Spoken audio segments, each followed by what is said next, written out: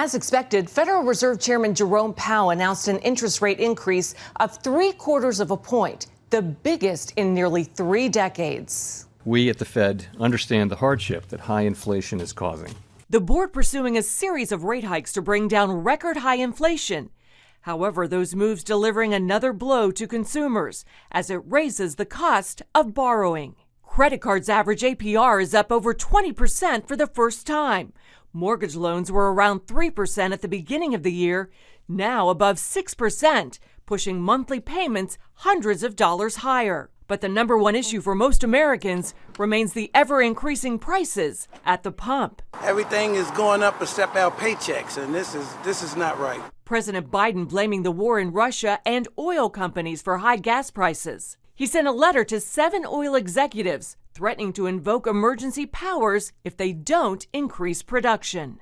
His press secretary called on them to be patriotic.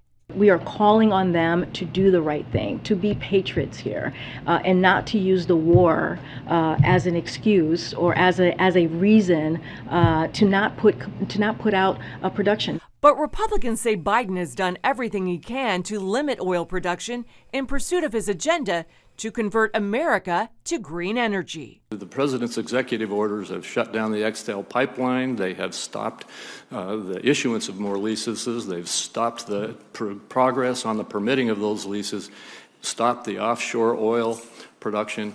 The fact is we were energy independent. Over the medium term, the critical thing is that we become more dependent on the wind and the sun that are not subject to geopolitical influences. The Fed is expected to raise rates again in July, causing concern of tipping the economy into recession.